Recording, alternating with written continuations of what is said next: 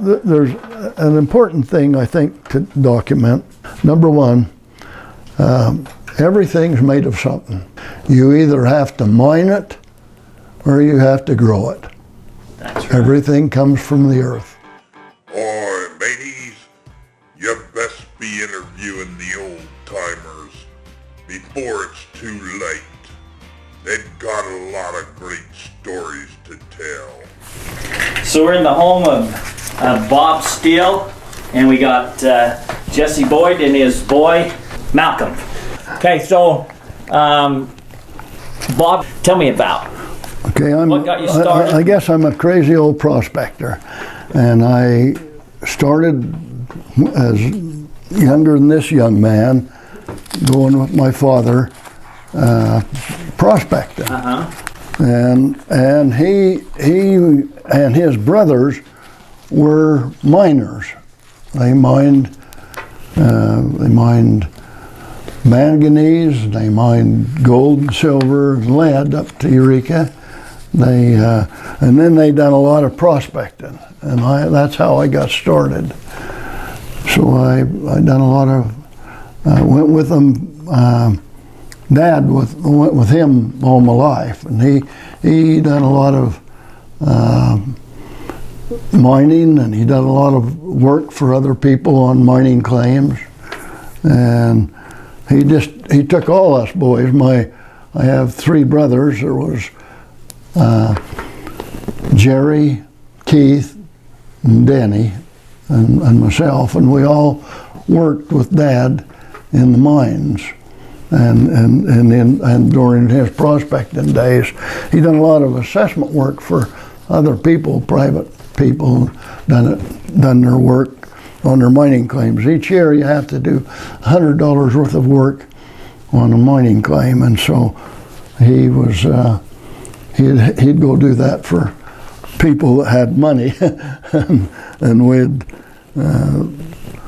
we was involved in it. So anyway, that's how I got started.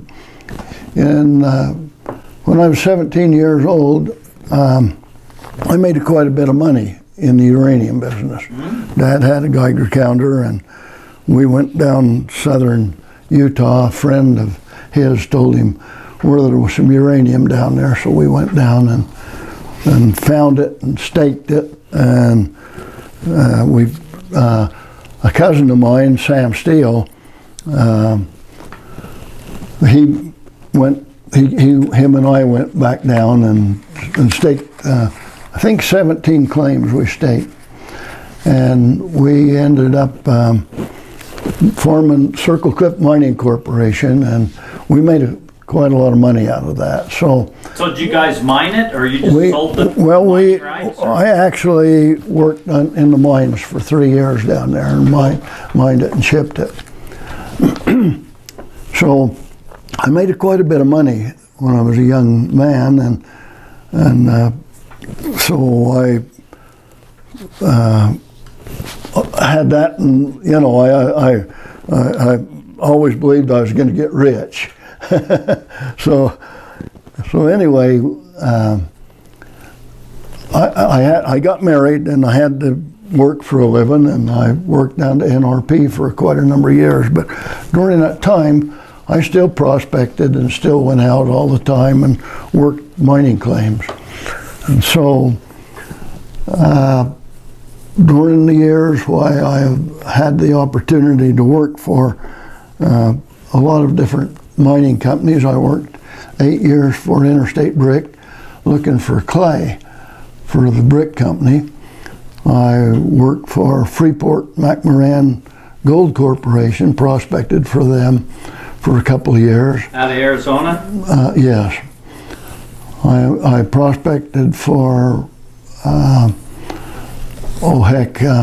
Kennecott Exploration. I spent 1.5 years with them. I spent a few months at different times with several mining corporations. Centennial Development Company for, I can't recall all the different companies, but I've worked for several of them. prospected for them, found different mineral deposits for them over the years. So I've had a really great life, been able to go out and do a lot of things, and I still today love to go out prospecting. That's my entertainment. How do you do that? You know the geology, and so you're just going out looking for different types of geology, and then you kind of crush it, sample it, and all that? Or how do you go about doing that? In the 60s, we found a bunch of uranium over in Birch Creek here, just 3 miles south of, or north of us here in town. And we leased them to Cyril DePasco Mining Corporation. And they hired me to work for them. And so I spent a couple of years working for them on the properties. And the geologist, who was Forrest Fincher, who turned out to be a really great friend of mine, he bought me some books and gave them to me. And I studied them. One of them was, oh heck, I can't even remember the names of them. But anyway, I studied them and studied them and studied them, and just like they was the Bible. And so I got to know how mineral deposits was formed, and because of that, them studies and the book work that I done, I learned to be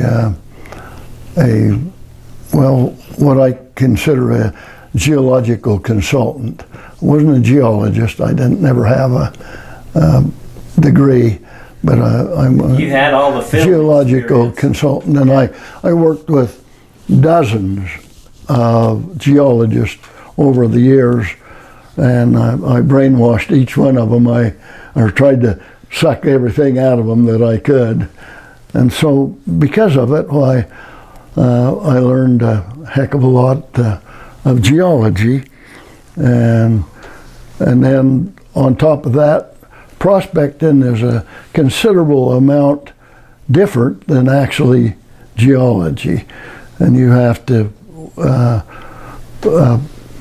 understand rocks and the things that made the minerals in them, and anyway, you become pretty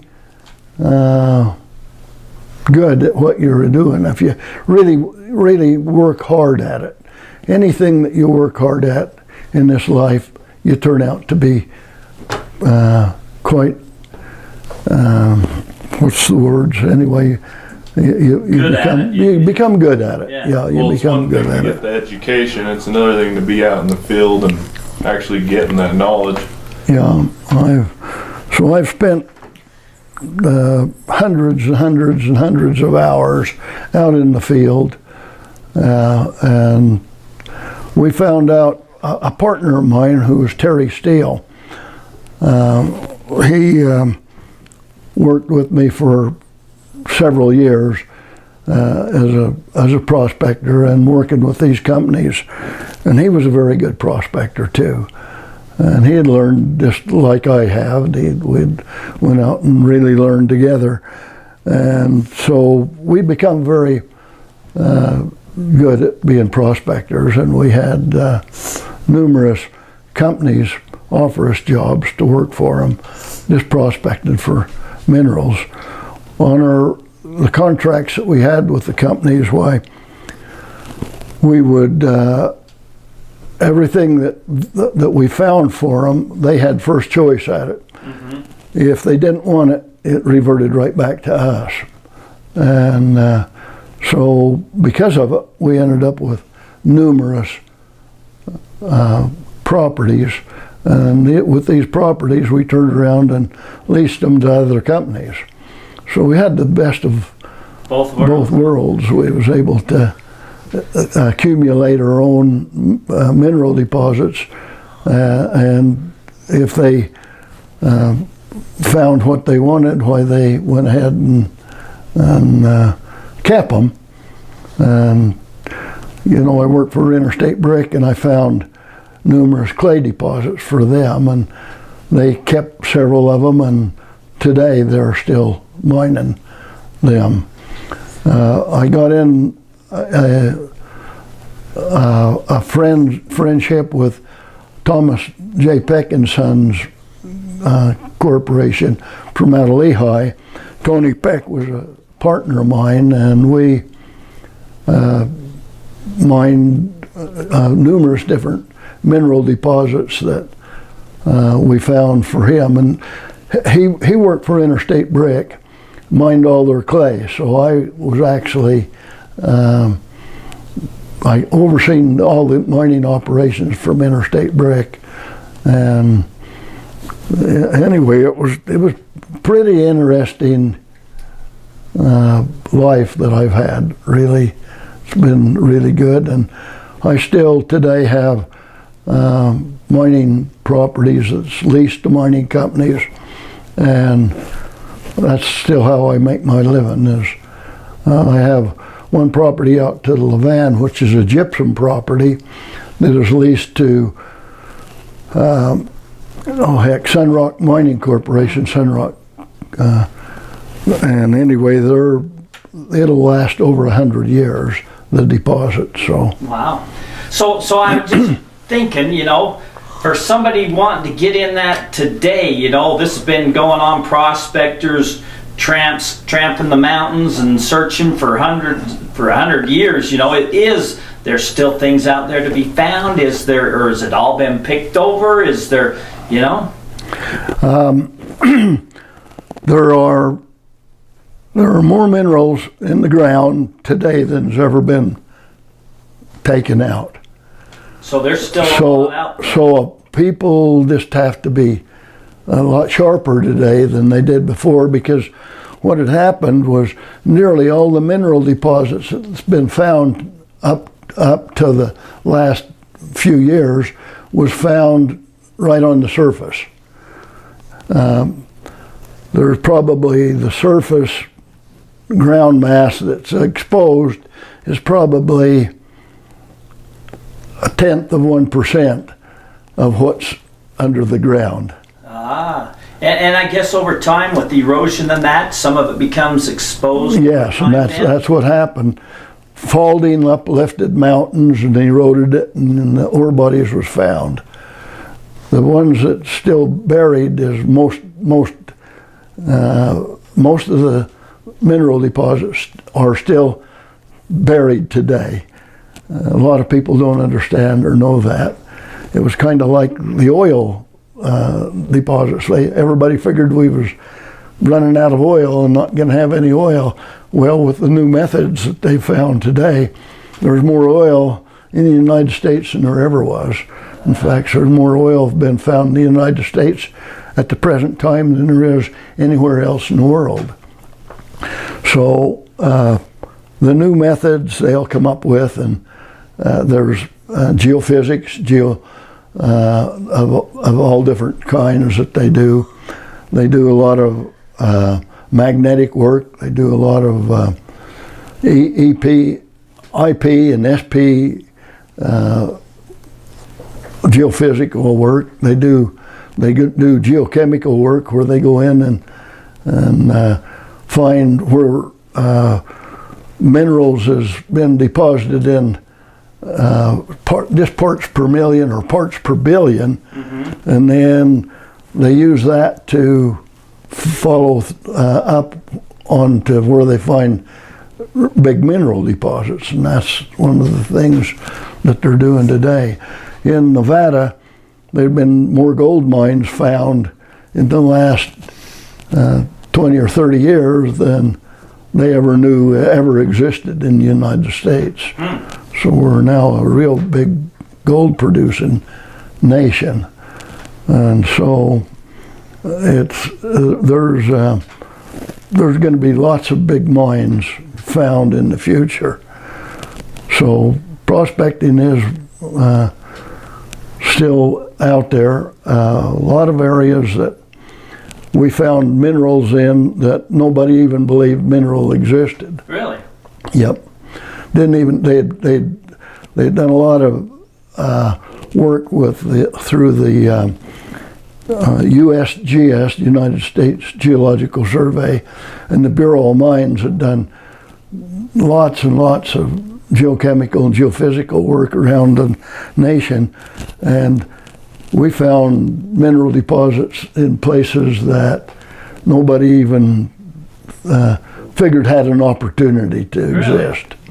Huh. So, and they're still out there, a lot of them. We've traveled over many of the mountains, but one man walking down through the country is kind of like drilling a hole out in the desert and hoping you're going to hit ore, you know. Yeah. So it's really, there's really a lot to be done. And So your advice to somebody who wanted to get started in this, first learn tell me what your advice would be. well, the first you got to get books, and there's many books out now. Lots more books on geology, on geology, on geophysics, on all these ways of finding the mineral deposits. There's plenty of information. You can just take your phone and get so much information right off your phone today. Yeah. So much more than I had. That's unbelievable. Yeah. And so they've got all the information compiled that's happened throughout the whole world, and so it's so much easier today to get information than when I was out there.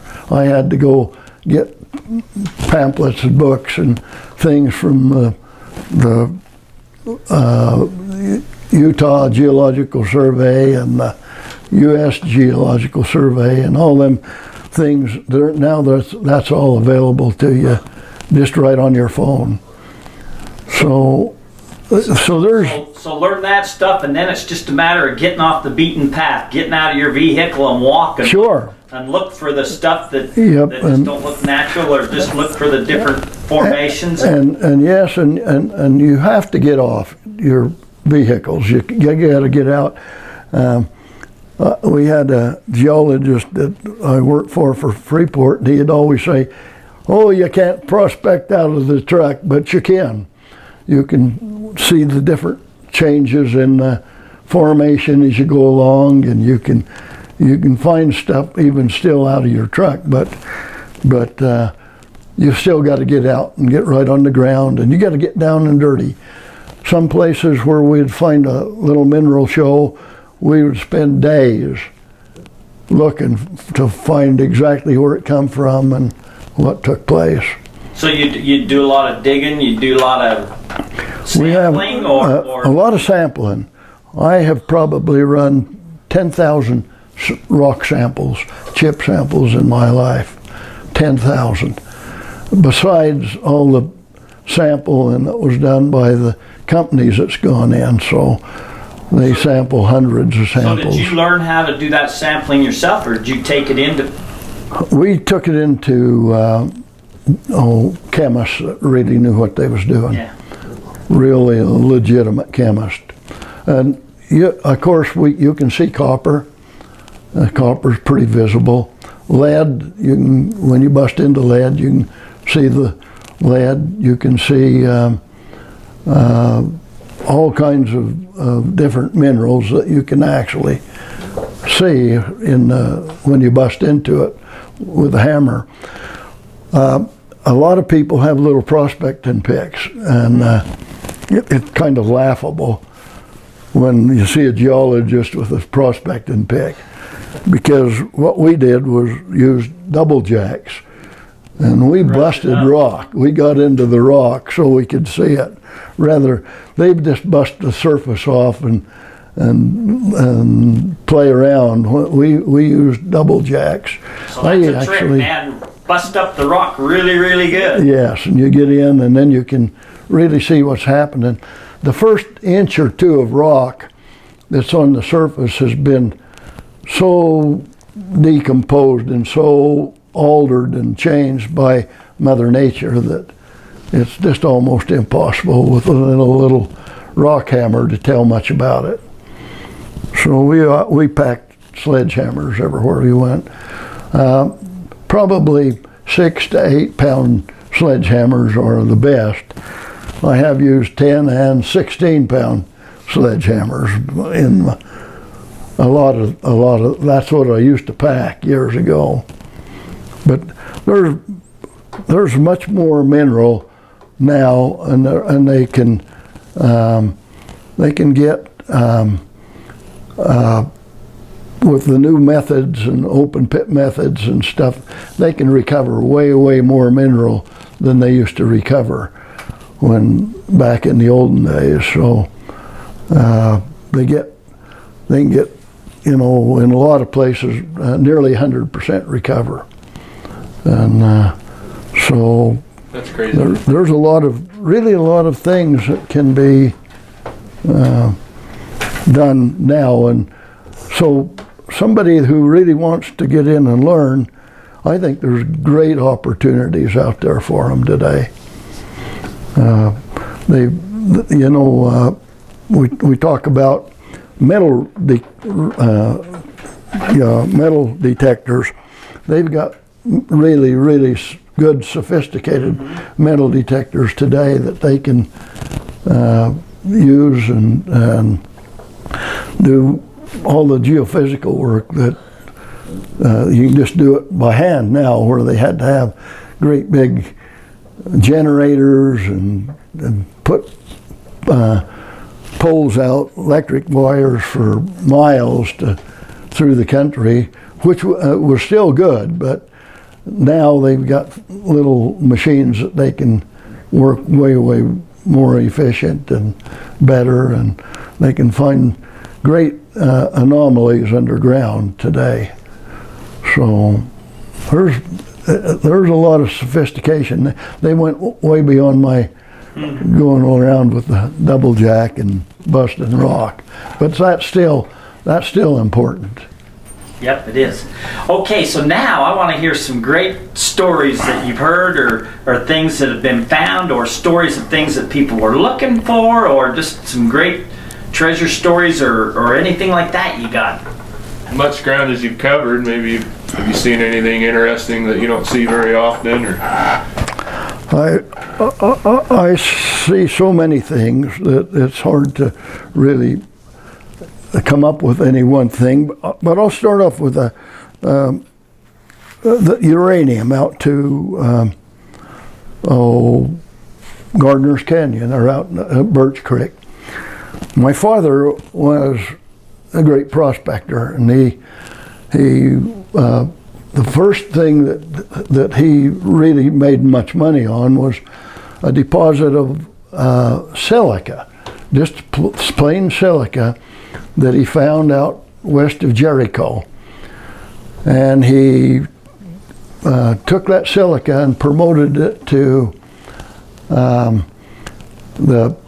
what is the name of the company? Anyway, they made silica block for Geneva Steele, and he sold that to I can't remember. I've got it. It's written down in this deal right here. But a company that made the block, or the brick for and that was the first thing he ever done that I ever remember that made a lot of money. And he bought a brand new 1942 Ford pickup. It was the first new car that our family ever owned, and it was, we had a lot of celebrating that when he sold that deposit of silica. And so that kind of it was a lot of fun to be around and see what happened. And you wouldn't think that something like silica or something like that would bring a lot of most people are just looking for the gold. Yeah, silver, that's true. Think about clay, like you're saying, you're looking for clay, and you don't think about that. But he came back here to Nephi, and we lived here, and we still done a lot of prospecting in that, and anyway, he was looking at some more silica that was up there for silica to make glass out of, a glass silica out in Birch Creek. Well, while he was out there looking for the silica and getting the samples, he picked up a piece of float uranium, and it was uranium. Yes, it's yellow. It was a real yellow, pretty rock, and he brought it back, and he said, "Look at this, Bob." I said, "I don't know where it come from, but look at it." So, and I said, "It's definitely uranium." So we had a little Geiger counter, and I went and bought some new batteries and put in the Geiger counter, and we went back to out and I started looking, and I found where the float come from, and I found it in place. So then I got a hold of my cousin Terry, who had a scintillator, and we come back, and after it geologized it and figured where it had come from, and it was a big block that had been folded down, and I mean big block, you know, several million tons, and had been folded down, and so we then took the scintillator and went back up on the hill where this had folded down off of, and then we found it in place, a big area up there, and so we leased it to Cerro Mining Corporation, and that's where them roads and stuff are up there, and we did mine about 150 ton and shipped it to the mills in Moab, and we made some pretty good money out of it, but it cost to build the roads and to get everything up there. It cost us more money than we'd actually made out of it. And then the price went down on uranium, and so we was unable to make a go of it, so we just shut it down. Well, then the wilderness, the Forest Service made a wilderness out of it, and they said that our claims was invalid because they just wouldn't make you couldn't make money out of it, so they actually stole them, is what they took them away from us. Yeah. And so, but that was kind of one little story that took place. Another one, my father was out doing some assessment work on some mining claims on Desert Mountain. And here came an old boy riding along with a wagon, heading, he was heading for Desert Spring. Dad, he seen us and he come over by us, and so Dad fed the old boy and gave him some food that we had, and sat there and talked to him. And while he's talking to him, he said, "What you doing?" And he said, "Well," he said, "I'm going out to work on some mining claims out by Desert Spring." He said, "Well, have you got some good stuff?" He said, "Well," he said, "a year or two ago," he said, "I was out prospecting, and he said, I found some really high-grade gold ore." And he said, "But I don't know where it come from." He said, "It was this float." And he said, so I went in and done some sampling, and he found some low-grade gold ore, but he couldn't never find where the high-grade come from. But he says, "I'm working on this mine, trying to find this high-grade gold." He said, "I hope that it came from where I'm a-digging." So anyway, he told Dad that story. And that was pretty much the last we ever heard of that. So when Terry and I was working for these mining companies, why, Dad had told us the story, and so we went out there and started looking around, and I found some really high-grade gold ore. I found some samples there, and so we looked at it, and it looked really good, and it was float. But and so we talked it over, and I said, "Let's run it and just find out what it runs. If it really is ore, you know." Well, come back, it was over a half an ounce of gold per ton. Wow. And so we was pretty excited about it. So we went out and we hunted, and we hunted, and we hunted 2 or 3 different times. We went out and hunted. One day when I was out there hunting, I'd been all over up above there, and I came back and got me a sandwich and sat there waiting for Terry and Sam to come back. And I just sitting there thinking, I thought, you know, it's possible that that gold was right where I found it, you know. It's possible, because it was just down on some low hills, and it was all eroded there. So I got my pick and my shovel, and I wrote a note to Terry and them and put it on. It was on the lath. I just wrote it and set it on the back of the deal. Said I've gone to dig or find that gold mine and get it, you know. So I went over right where it was at and started digging where I'd got that sample on the surface, and I dug maybe 3 or 4 inches underneath the ground, and there was the vein of ore right there in place. Yep, and so we took and promoted to a couple of different companies. First, Freeport, we promoted it to them, and they came in and done quite a bit of work on it, and they dug it and done some sampling on it, and it was high-grade gold, and it was in place. But they drilled 2 or 3 short holes, and they turned and walked from it, decided that it was just kind of a fluke. And so then I promoted it to another company, and they came in and they done quite a bit, but they took and dug on it with a backhoe and dug quite deep, and they got a truckload of ore and hauled it off. And what they ever done with it, I don't know, but they did that. But then finally they dropped the property.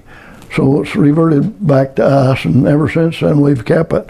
But what we do is we call it pebble dike gold. Okay, there's a picture of it right there. See that round pebble? That's gold ore. That's about 1.5 feet in diameter. That rock. It's still sitting out there. I tried to get it last year and I couldn't lift it. Wow, I would never think there was gold in that. And all these pebbles here are the same. Well, a pebble dike has been shot up by dynamic forces, and this is what it kind of looks like. This is what the deal is, and it has been shot up for hundreds of feet through the solid material underneath.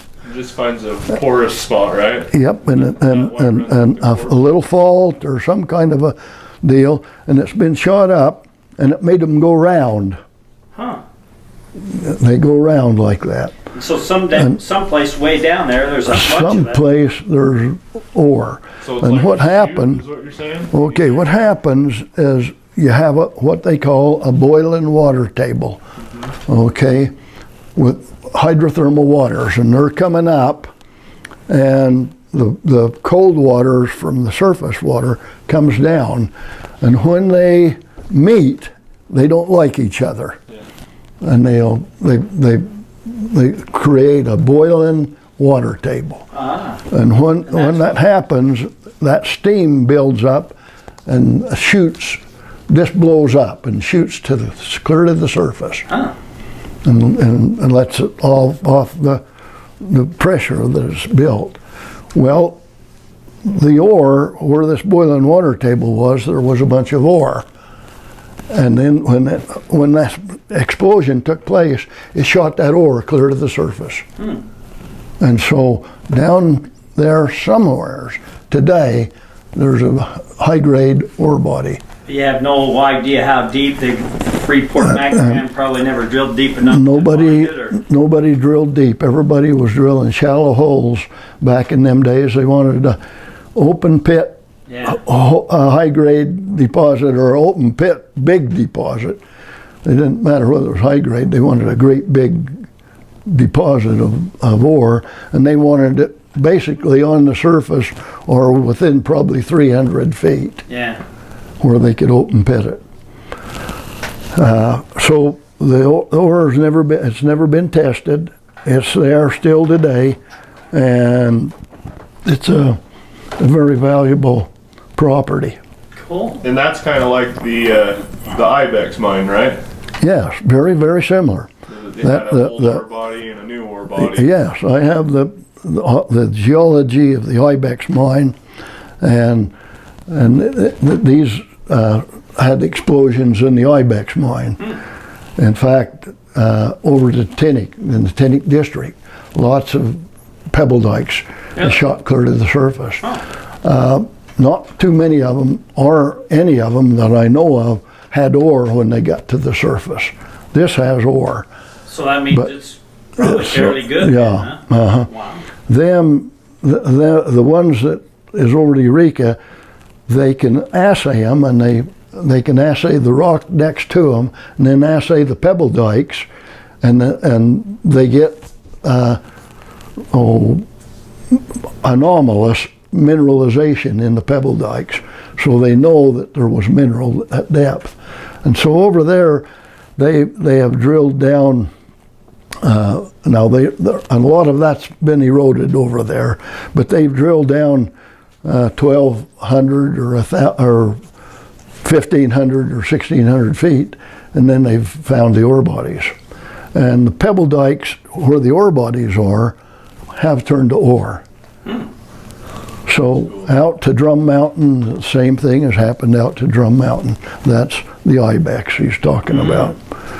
And the open pitted ore out there was Jumbo Mining Corporation, and then there was Western Mining Corporation, and then I'm not sure there was another one, but anyway, they went out and mined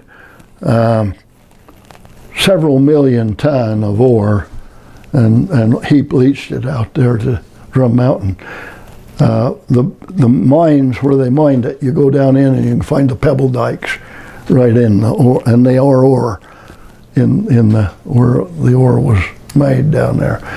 So, and the Ibex has it. All the other mines, the major mines around in Drum, every one of them have pebble dikes in them. Really? So pebble dikes is very important, and there's literature all on the pebble dikes around the country, but it's fairly new. There's a lot. There was probably a lot of pebble dikes that the old timers didn't know was pebble dikes. They just went in and mined them mines and didn't realize that they were pebble dikes. So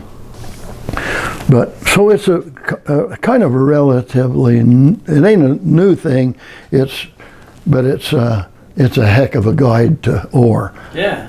It's like a drill hole, only it's shot to the surface for you. Yeah. That's Cool. crazy. So, I know you probably had to hear stories of the Lost Roads mines up in the Uintas. Did you ever do any searching, or what are your theories and thoughts on them? I've looked at I read them, that literature. Some Dreamers Never Die, and some of them things. I've read them. I have books, pamphlets of them here at home even. And yes, I have went out and researched some of the different things. Pothole Gold out by Tule Valley. We spent quite a bit of time there and went to the exact localities that they said you could see the Deep Creek Mountains. You can see the mountains to the east of the volcanic peaks and all these kind of things. And we've went into them areas, and I still don't discount them, because we found evidence of ancient rivers, big ancient rivers. Some of them 300 feet wide and Really? and probably 100 feet deep down where they've cut down into the formations. Huh. And then they've been filled back over with volcanics and then alluvium fill. And so it's very, very, very possible that some of that actually took place. And so we done quite a bit of research, but we don't really pan gold. We've panned it. We know how to pan it. We have panned it, and I do even have a little teeny bit of gold that I've panned. But we look for rock in place. The mother lode's what we've been hunting for all our lives. So, but we do some of that for fun and enjoyment, and it is fun to do it. Yeah. But I've never proven anything as of yet. So all your exploring and looking around, if you came into things that didn't quite look right or natural or fit what the archaeologists say the history is, you know, like any giants or any old buildings or structures or anything that could have been made way before, you know, the Spaniards, or, you know, anything like that? I've never ever really experienced that. Okay. No, never found anything that was actually. I mean, I found lots of Indian ruins and lots of stuff like that, but I've never ever found anything that I could say was a Spaniards had been there. Anything like that. I've never ever been able to prove any of that. Okay. The Chicken Creek area above where he lives there, they say that, you know, there was a group of Spaniards that was massacred there by the Indians, and then they found some old secret gold maps there and that. But it just doesn't make sense why the Spaniards would be up there. That wasn't the route out of here. They was up there looking for something. Have you done any exploring or found anything or heard anything in that area? Or? I've worked Lavana quite a bit. I've never found any gold out Lavana. There's a lot of copper and lead. You can find copper and lead in numerous places I heard around there's some that copper area. mines up there. Yeah, you can find copper and lead in numerous places. We've even found uranium up Deep Creek. You was telling me that story about what was it your dad told you about it? Oh yeah, they said that there was a little stream of water come out by what they call Horse Heaven, just west of the campgrounds in Chicken Creek, and the old timers left their picks and their shovels in a stream. Down the stream, the picks to kind of or so they'd tighten them up, put water in them and that. When they come back the next morning to go to work on wherever they was working, they had turned copper color all over on the outside. And and that happens to metal. If there's sulfuric acid waters with copper in them, the copper will immediately come out of the water and into the iron and replace the iron. It's really funny. We did that out by the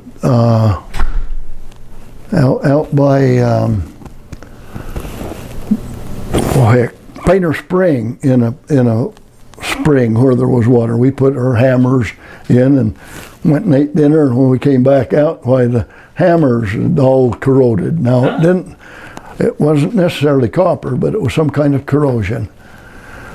So anyway, that happens.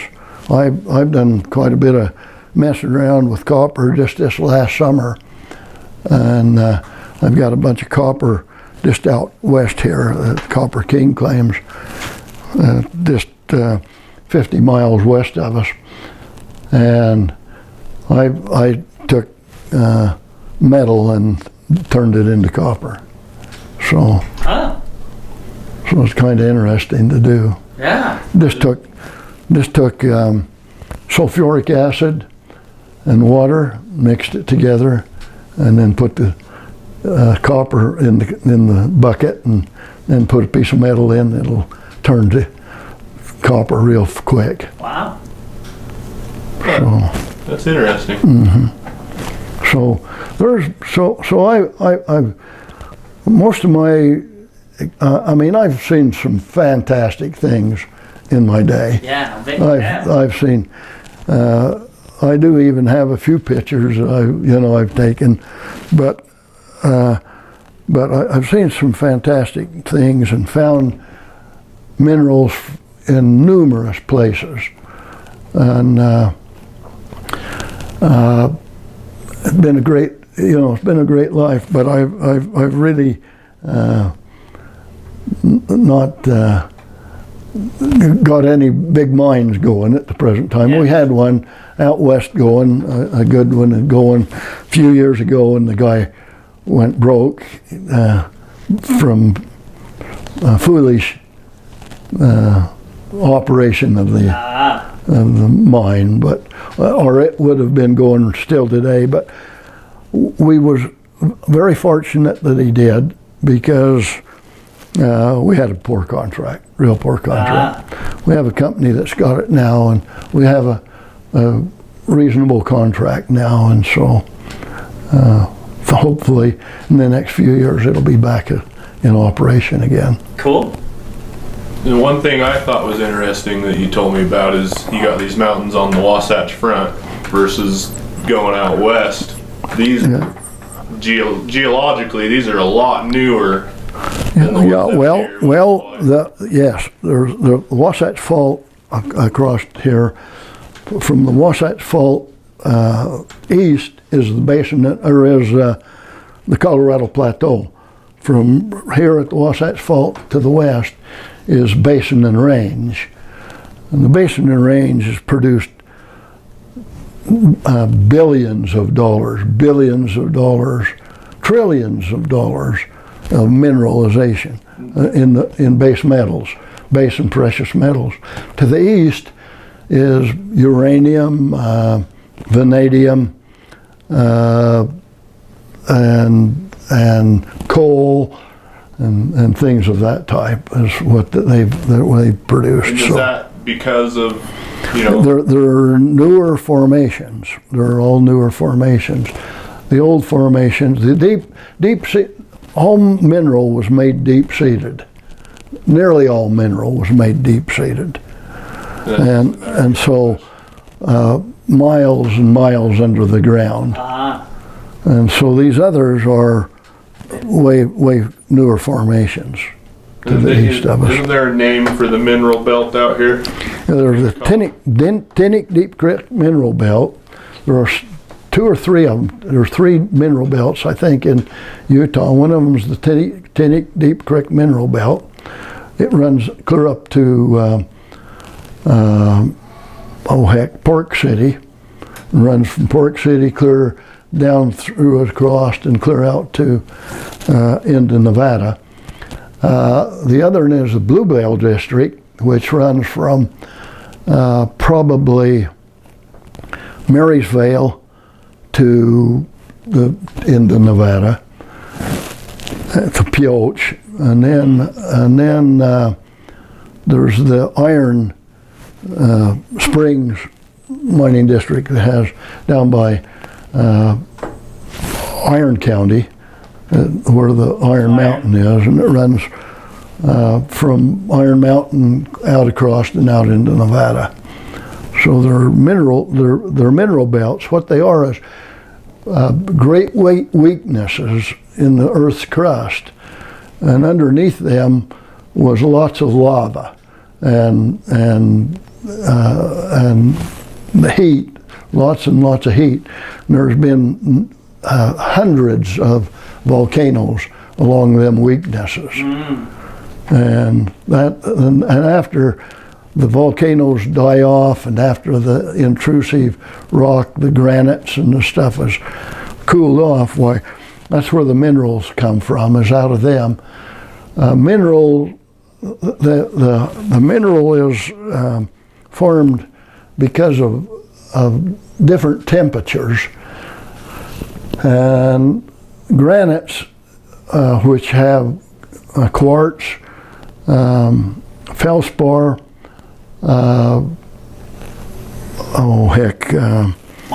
Mica. Mica, yeah, I got fooled by Michael one day. I thought I found a whole mountain of gold. Yeah. Well, That's when I was first getting started. They cool a lot quicker. And so all the minerals, they have a mineral thermometer, and they all fall out at different temperatures. And so the hot waters is holding all the minerals. And so when they lose their heat and temperature, that's when they become a mineral deposit. And so that hot water's got to be extremely hot. Oh yeah. Well, and you said that so like as far as the layers, you know, when you're talking about metals, the irons first, and then it goes to it usually the yes,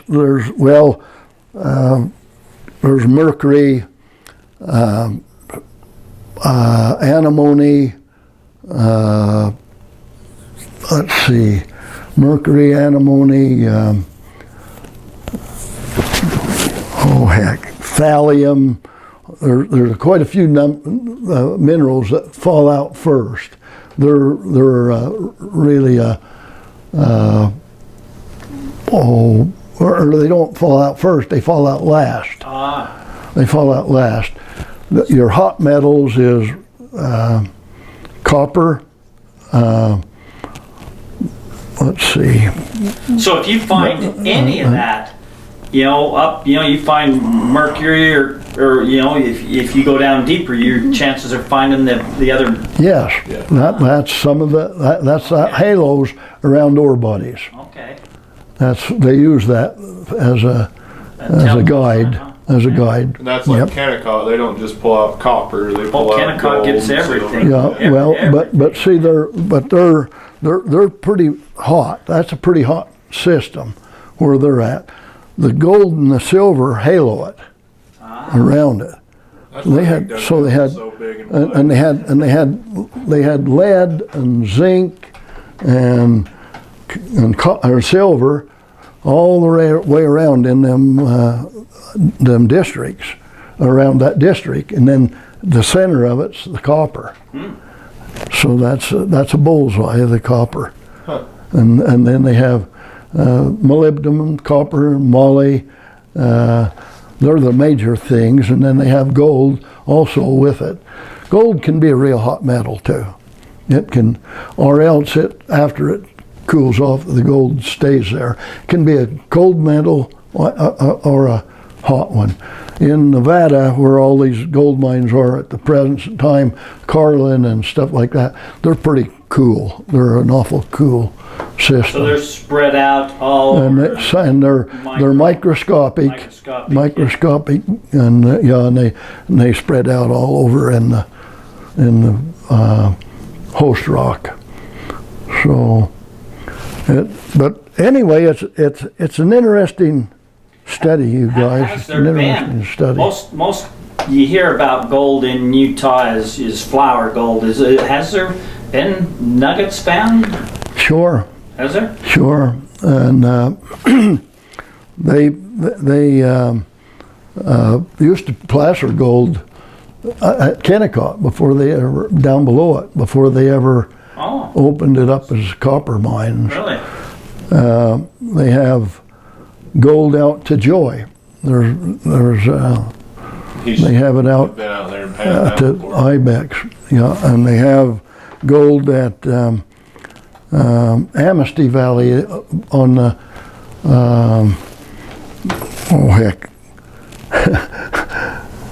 mine's going dead, guys. Wait till you get my age, man. What it's like to forget things. Anyway, on the House Range, it's the House Range, and it's the Notch Peak mountain up in Amnesty Valley. So there's quite a few. Down to Marysville, they found pretty good nuggets down in the Marysville area.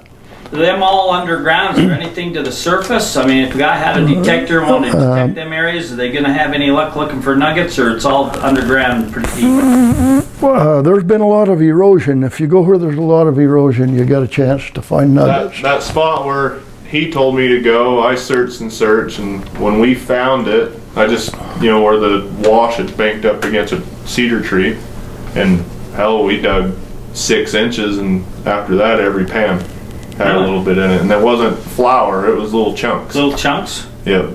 And we never got to the bedrock, Wow. But I always thought if you went up there, and there's a big major wash that flows out to the north from there, and that's my goal this summer. I'm taking the metal detector and I'm gonna go up and down that sucker, see if I can find something that's washed down, Yeah,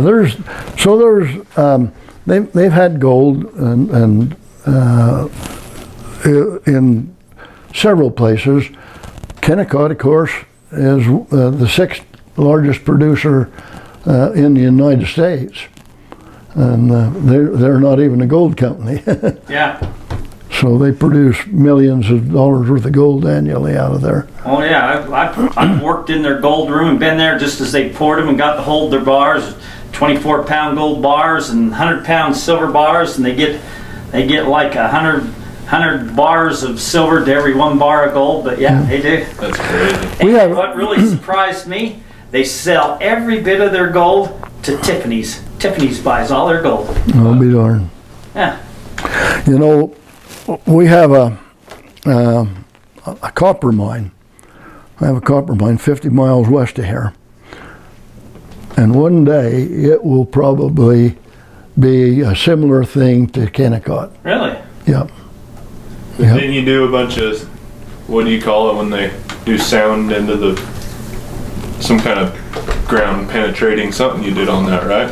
Well, they've it wasn't me, but they've got an anomaly out there on it that I guess the USGS done it, I assume, but there is an anomaly.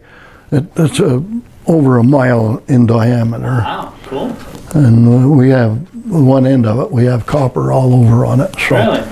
So it'll be someday. It'll be a big mine. That Freeport Mac Moran, I've done work for them out at their mine in Morenci, and it's a copper mine, and it's now going to be the world's largest open pit mine. They're vastly outpacing Kennecott. So. Well, there's copper. They use a lot of copper up in all the infrastructure. So copper is going to be a real main producer one day. Yeah. So, in fact, Freeport, I've done quite a bit of work with them, and they're looking for copper. That's what they're looking for. They're not worried about gold mines. They're not worried about molybdenum mines. They're worried about copper. What they deal with is copper. So at least at the Morenci mine they did. So yeah, you need to get a hold of them on that if you haven't yet. Well, I've had them on it. Oh, cool. Mm-hmm. Cool. And they've got some interest there, still. So. Awesome. And I'm trying to get Kennecott, but I've had a struggle getting them. They've been tied up pretty tight. So, but if they knew what it was out there, they'd be out there, I think. Yeah. We have another place, what we call the Thompson Knoll, this side of Baker, Nevada, 16 miles this side of Baker, Nevada. We have this last summer, they went in and drilled a hole. They were supposed to have enough money to drill 2 holes, 2 deep holes, and the people they had in there couldn't drill. It was they're supposed to be a real big drilling company, and they just couldn't get the holes down. It was tough, but they did find copper in the intrusive, just exactly like the very same copper is in the intrusive at Kennecott, same stuff. So they're still seeking funds to go back and drill the other holes, but they've had Kennecott out on that, and they've done a lot of work on it. Cool. And so there's another one, just 16 miles this side of the state line out there, and it has the possibility of being they've done a lot of geophysics on it, and it's a big anomaly. It's bigger than the mile. Wow. So in diameter. So, and it's out in a place where you wouldn't know, it ain't seeable. Nobody's ever seen it. Or the mineral that came out of there was the first that anybody's ever seen that intrusive. Cool. So it's an interesting property. It's owned by, well, it's controlled by Inland Exploration. Is the company that actually owns or controls it. So anyway, there's numerous possibilities for people. Yeah. So I know here in Nephi, there's a story in I got it out of the library here in Nephi. Actually, another guy that I was working with when I was working on when they was building the power plant at IPP. I was working with him, and he's from Nephi. I can't think of his name. That was a long time ago. Anyways, he shared this story with it come out of the history books here in Nephi, and it talked about how Johnston's army came into town, and some of the is that the story? No, it talked about, I'm getting my stories mixed up. It talked about how Johnston's army came in, and so the polygamists, the men, went up to this area they called Balgarth, that they'd found up in and wherever it was, they could see the shores of Utah Lake, and they could look down into Nephi, and they could tell when Johnston's army was coming. So they had a sentinel up there, a guard, kind of watching, and when he seen them coming, then they'd go down and get the polygamist men, and they'd go up there and stay there. And wherever it was, there was a spring, and there was some old ancient ruined buildings, stone rock ruined buildings up there. You know, you haven't heard anything or ran across anything like that, have you? I've never ran across it, but I've heard about it. And one place where we was working on that uranium, there was a spring right there. And I never spent a lot of time looking. So it is possible that could be the one. But then there's N Hill right here that has a spring right below it. So on the N Hill itself. So it's when he says the N Hill, he means, you know, they have the J Hill up here. Well, The N Hill was for Nephi. Well, they had another. Is the and this up higher, and it's up higher, and it's a hill, a sugar loaf sticking up in the air that you can see up into Sanpete County and back into Utah County. But this other one is a little farther to the north. It'd be about a mile to the north, and where we was doing all the work on the uranium. So there is a spring there too. Pinpoint them for me so I can go up there and see if I can find if there was any old rock buildings or any structures or anything that looked like it could have been anything. I think they'd be very easy to find, because I assume they would have had them right square on the very tip top where you could see every direction. That's what I'd bet. Yeah, just the interest to me is who made them old rock structures? Why was there old rock structures of buildings up there? They was all tore down, and I mean they wasn't in good condition, so they was old. No, they could have been. Well, it's possible. It could have been the Indians. It could have been other people that was watching. You know, possible. Not. Of course, you get down to down south. You know, the Pueblo Indians or whatever you call them. You know, where they did that. Man, them guys was masons. The way they laid. Oh yeah. Oh yeah. You know, it's possible something like that could happen. But up here, you don't really have that. You have the teepees. You don't have the rock structures. In the valley, right out here below this, right, just 2 miles out here. BYU went in and done an excavation on, I think it was Hawaii, it might have been the University of Utah, but anyway, they went in and done an excavation, and they had some of the neatest structures you've ever seen. Right out in the cool pit houses and things. Yes, out there by the old dump. Well, no, it was right here, just below the railroad track, right? Like somebody plowed it. Right where that house is where that house. The first house of what is his name? You talking Jackson? Jackson. The first house was right in there, right by that. So below the old dump out there. You know where I'm talking? No. You head out on that road. Well, on that road, but it was just below the railroad tracks, Yeah. right there. And there's still mounds down there that was never dug. Oh, huh, interesting. They have mounds. So they found some things in the mounds that they did dig? Oh yeah, they went down and dug them and reconstructed them. Because There was they had where people walked, where they'd burnt fires, where the building of the adobes, they had made it out of adobe. And Because there's a story in Goshen where a guy a pioneer in the 1800s, late 1800s, was clearing his property of a mound, and he found some kind of a metal pot or something out of some type of metal, I believe. I can't remember. I have to look at that. And copper, might have been copper. brass. And then there was the ones there, the mounds there near Payson, where they found those giants in them, and also some pots that had wheat, some kind of a special wheat in it that and it's on record that wheat was turned into the agriculture. In fact, they started some crops with that wheat, and it turned out to be a great type of great wheat. Some with some actual nutrients in it. Yeah. Instead of what we have now. I think it's what they use right now. Huh. I think it's what they used to use turkey red out here on the ridge, and I think they turned it into this new material finally. So there was things in them mounds and things that went on with them mounds that just weren't your regular Indians, not the ones that that we know of around here that were just kind of lived in teepees and moved around and. No. Oh yeah.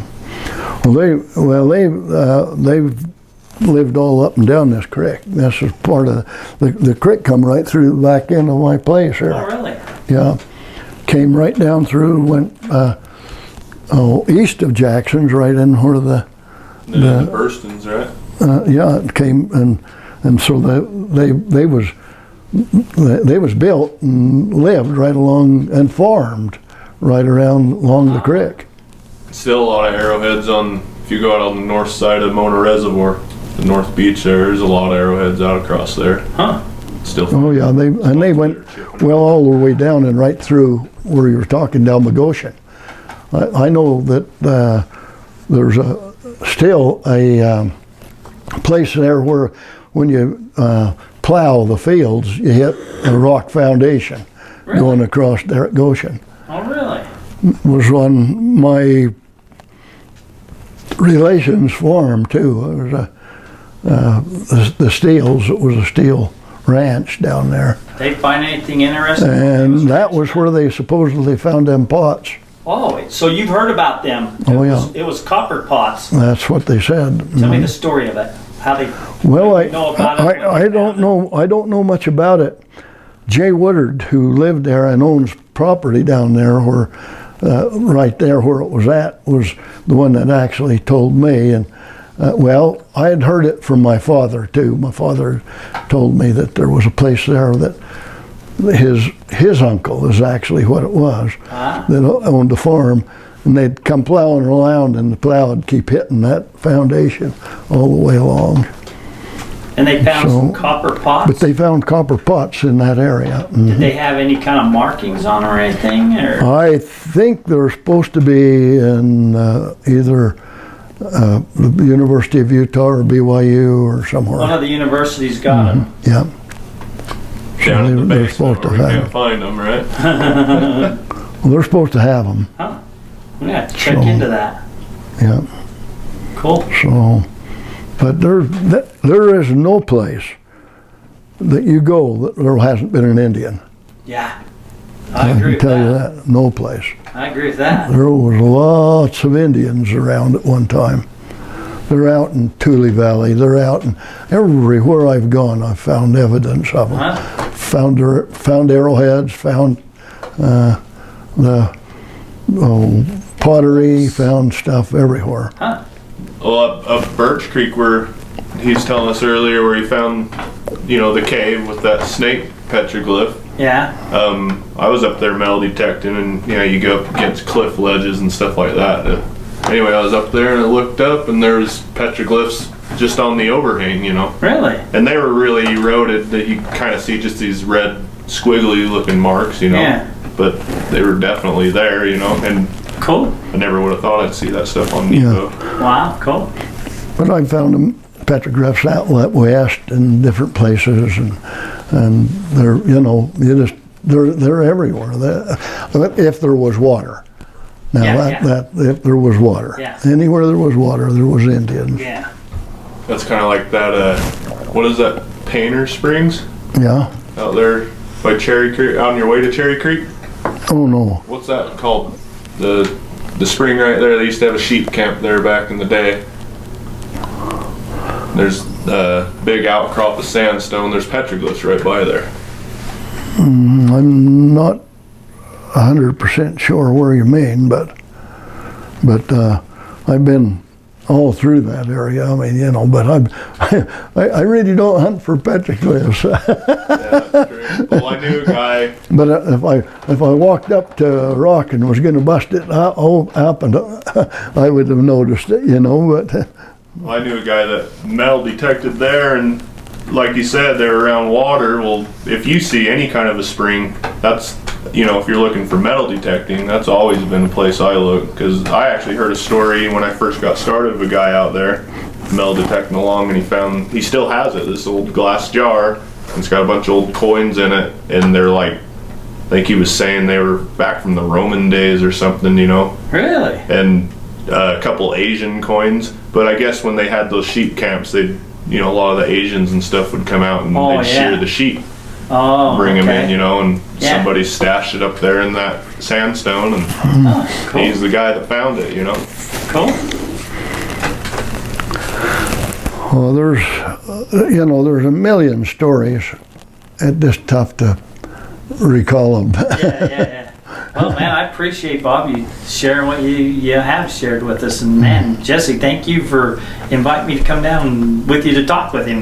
We had to get him documented, for sure.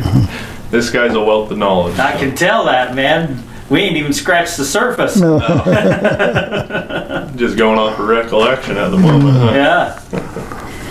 It's been fun. It's been a fun life, great life. I don't know who it was that said it, but they said if you enjoy your job and you enjoy what you do, you never worked a day in your life. And so I really haven't had to work a day of my life. Awesome. Awesome, Bob. That's awesome. And that's why we go out when we can, right? Yeah, you know, there's